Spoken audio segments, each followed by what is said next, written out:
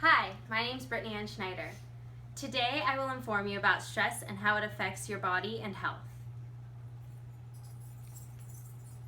College students have a tendency to stretch themselves out way too thin. Being a full-time student as well as having a full-time job can be a lot to take on. Some college students are even starting families at this age. Today I will inform you about stress and how it affects your body and health. Stress has always been such a big part of my life. I have stressed out way too much over too many small things, such as school assignments and little things that are going on at home. It wasn't until college that I realized the toll that stress has taken on my body as well as my health. It is important for me and for you to know how stress affects you, what causes it, and what you can do to reduce and even eliminate it. So let's start by looking at how stress affects your health. There are two main ways that stress can affect your body and health: biologically and psychologically. Stress and any other type of pressure cause the body's defense to activate. Stress is seen as a threat to the body just like any other illness or disease. According to the American Psychological Center, your respiratory system, cardiovascular system, endocrine system, and gastrointestinal system are all affected. When you're stressed out, your heartbeat seems to increase, as well as it's harder to breathe. In the long run though, if you have chronic stress, you might even create asthma, as well as you might end up getting heart disease. Heart disease is less likely in men than it is women because of hormones. The two stress hormones that are released during stress are epinephrine and cortisol. Epinephrine and cortisol cause the adrenal glands and the liver to function.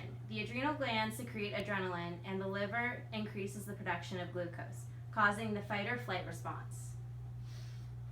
In your gastrointestinal system, you're going to have a change of appetite. You might even have heartburn.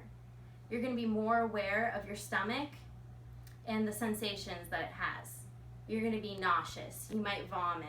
You could even have stomach ulcers if you have chronic stress. Digestion isn't as easy when you're stressed out because your nutrient absorption is decreased, causing diarrhea and constipation.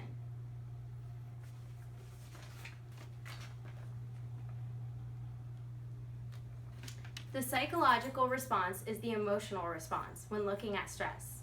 According to Bridgeway Counseling Centers, LLC, there's a state of alarm, which causes irritability, there's muscle tension, there's exhaustion, and even focus isn't as good. In chronic stress, migraines are possible, anxiety disorders could occur, depression disorders could occur, eating disorders can even occur. You might have caught yourself thinking, what causes stress? The cause of stress varies upon the individual and their life. Social interactions can affect people's stress. People might focus on small things that aren't important. You might not like your job, but someone else likes their job. If you don't like your job, you might stress a little bit more. You could have certain pet peeves that tick you off, but other people, they don't mind it. You could sit across from one girl at work every day, and she always chews with her mouth open. And even though it bugs you, you never say anything to her. So she goes along doing it, and you get stressed out. Living with someone could be even annoying. What if they are very, very clean, and you are not so good at cleaning the dishes or picking up after yourself? And that could be a stressful situation to be in. Personal interactions could also cause stress. You could have lack of confidence, lack of self-understanding. You could blame yourself for things that aren't your fault. You could blame others for things that maybe are your fault.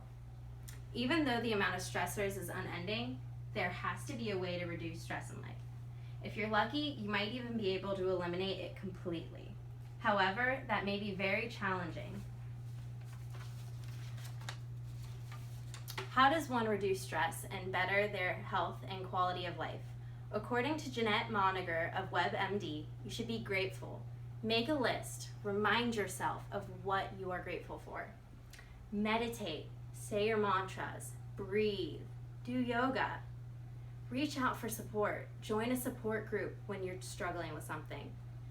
Go to therapy, go to church. Pastors and priests are always there to help. You could even be social, laugh, dance, listen to music.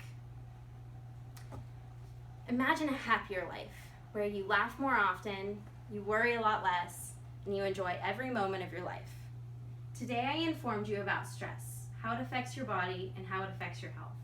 It seems like stress is an inevitable part of life. Sometimes it seems like stress just won't go away, but it can be greatly reduced if you guard your mind.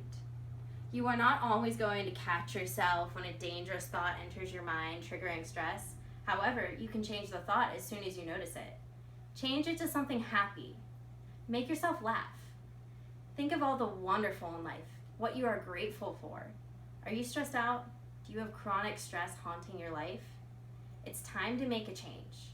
The first step is to recognize what stresses you out. Try to avoid those things. But when that is impossible, to figure out what relaxes you. Maybe it's meditation, maybe it's religion. It could even be music.